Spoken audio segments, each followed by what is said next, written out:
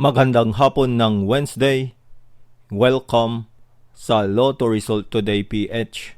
Narito ang mga resulta para sa 2 p.m. draw, May 20, 2026. Para sa resulta ng 2D Lotto, 24 at 24.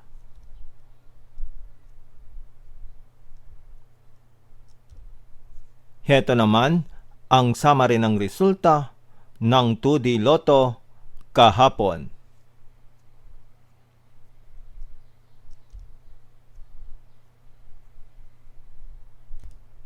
Para sa resulta ng 3D Lotto, 9, 6, at 7.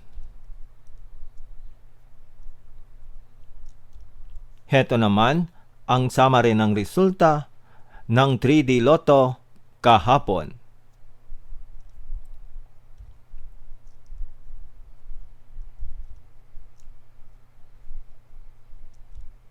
At yan ang mga resulta ngayong 2 p.m. draw. Para lagi kang updated sa mga Lotto draw result, mag-like and subscribe. Maraming salamat sa panonood.